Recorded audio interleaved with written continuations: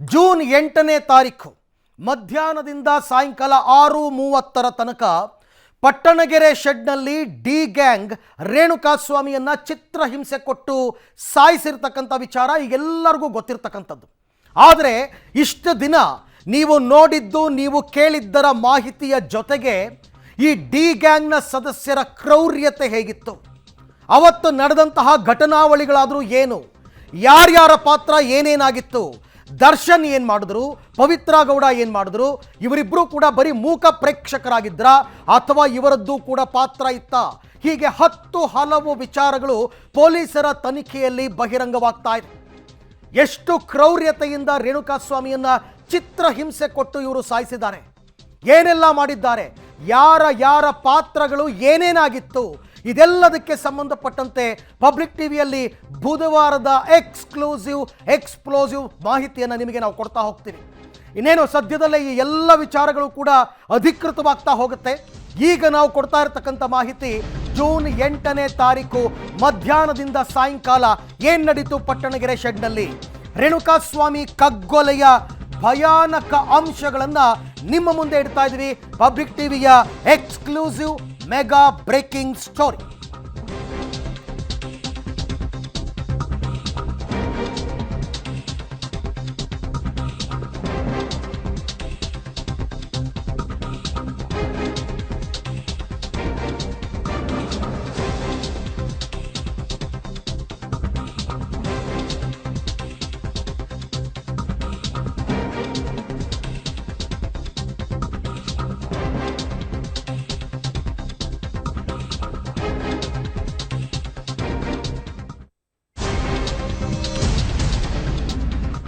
ಇದು ಪಬ್ಲಿಕ್ ಟಿವಿಯ mega breaking story. Renukaswamy ಕಗ್ಗೊಲೆಯ ಭಯಾನಕ ಅಂಶಗಳನ್ನ ನಿಮ್ಮ ಮುಂದೆ ಇಡ್ತಾ ಹೋಗ್ತೀವಿ. ಯಾರ ಪಾತ್ರಗಳು ಏನು, ಬಹಳ ಮುಖ್ಯವಾಗಿ ನಾನು ಸ್ಟ್ರೆಸ್ ಮಾಡಿ ಹೇಳ್ತಾ ಇದ್ದೀನಿ. ದರ್ಶನ್ ಮತ್ತು ಪವಿತ್ರ ಗೌಡ ಇವರಿಬ್ಬರ ಪಾತ್ರ ಏನು ಅಂತಕ್ಕಂಥದ್ದು ಬಹಳ ಮುಖ್ಯ. ಇವರಿಬ್ಬರು ಕ್ರೈಮ್ ಸೀನ್ನಲ್ಲಿ ಮಾತ್ರ ಇದ್ರ ಅಥವಾ ನಿಜಕ್ಕೂ ಸೂತ್ರಧಾರರು ಇವರೇನಾ?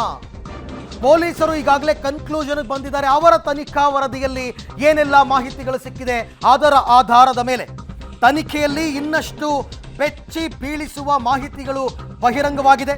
ಪಬ್ಲಿಕ್ ಟಿವಿಯಲ್ಲಿ ಬುಧವಾರದ ಬಿಗ್ ಎಕ್ಸ್ಕ್ಲೂಸಿವ್ ಸುದ್ದಿಯನ್ನ ನಿಮಗೆ ನಾವು ಹೇಳ್ತಾ ಹೋಗ್ತೀವಿ. ಇದು ನಿಜಕ್ಕೂ ಕೂಡ ಯಾವುದೇ ಒಂದು ಕ್ರೈಮ್ ಮೂವಿಗಿಂತ ಏನು ಕಡಿಮೆ ಇಲ್ಲ. ಆ ಕ್ರೈಮ್ ಮೂವಿನಲ್ಲೂ ಕೂಡ ಇಂಥ ಕ್ರೌರ್ಯತೆಯನ್ನು ನೀವು ನೋಡಿರೋದಕ್ಕೆ ಸಾಧ್ಯ ಇಲ್ಲ.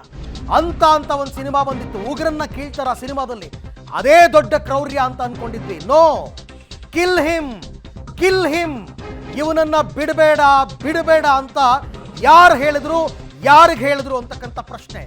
ಐ ರಿಪೀಟ್, ಕಿಲ್ ಹಿಮ್, ಕೊಂದು ಬಿಡಿ ಇವನನ್ನ.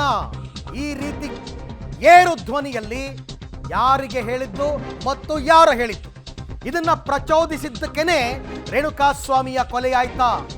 ಮೊದಲೇ ಎಲ್ಲರೂ ಕೂಡ ವಿಪರೀತ ಉತ್ಸಾಹದಲ್ಲಿದ್ದರು. ಡಿ ಬಾಸ್ ಬೇರೆ ಅಲ್ಲೇ ನಿಂತಿದ್ರು. ಅವರ ಮುಂದೆ ನಮ್ಮ ಪರಾಕ್ರಮ ಏನು ಅಂತ ತೋರಿಸ್ಕೋಬೇಕಾಗಿತ್ತು. ಯಾವಾಗ ಕಿಲ್ ಹಿಮ್ ಅಂತ ಏರು ಧ್ವನಿಯಲ್ಲಿ ಕೂಗಿದ್ರು ಅಷ್ಟೇ ಸಾಕಾಗಿತ್ತು ದರ್ಶನ್ ಅಂಡ್ ಗ್ಯಾಂಗ್ಗೆ. ಅದನ್ನ ಮಾಡಿ ಮುಗಿಸಿಯೇ ಬಿಟ್ರು. ಆ ರೀತಿ ಚೀರಿದ್ದಾದ್ರು ಯಾರು ಪ್ರವೋಕ್ ಮಾಡಿದ್ರು ಅಲ್ಲಿದ್ದವರನ್ನ? ಮೊದಲೇ ಎಲ್ಲರೂ ಕೂಡ ನಶೆಯಲ್ಲಿದ್ರು. ಅವ್ರಿಗೆ ಏನು ಮಾಡ್ತಾ ಇದೀವಿ ಅಂತ ಮೈ ಮೇಲೆ ಪ್ರಜ್ಞೆನೇ ಇರಲಿಲ್ಲ. ಆ ಸಣಕಲು ದೇಹದ ರೇಣುಕಾಸ್ವಾಮಿಯ ಮೇಲೆ ಒಬ್ಬೊಬ್ರು ತಮ್ಮ ಪರಾಕ್ರಮವನ್ನ, ಪೌರುಷವನ್ನ ಯಾವ ರೀತಿ ತೋರಿಸಿದ್ದಾರೆ. ಬೆಲ್ಟು, ರಿಪೀಸ್ ಪಟ್ಟಿ, ಲಾಠಿ ಪ್ರತಿ ಒಂದರಿಂದಲೂ ಕೂಡ ಹಲ್ಲೆಯಾಗಿದೆ. ಆ ಕ್ರೌರ್ಯತೆಯನ್ನು ಇವತ್ತು ನಾವು ಬಿಚ್ಚಿಡ್ತಾ ಇದ್ದೀವಿ.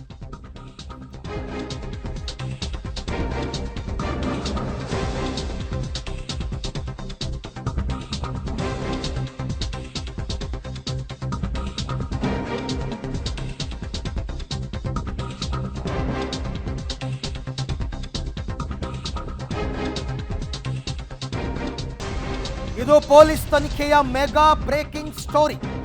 ಕಿಲ್ ಹಿಮ್, ಇವನನ್ನ ಬಿಡಬೇಡ, ಕೊಂದು ಬಿಡಿ. ಈ ರೀತಿ ಕೂಗಿದ್ದು ಯಾರು, ಈ ರೀತಿ ಚೀರಿದ್ದು ಯಾರು, ಯಾರಿಗೆ ಹೇಳಿದ್ರು ಇದನ್ನ? ಯಾರಿಗೆ ಹೇಳಿದ್ರು ಕಿಲ್ ಹಿಮ್, ಅವನನ್ನ ಕೊಂದು ಬಿಡಿ?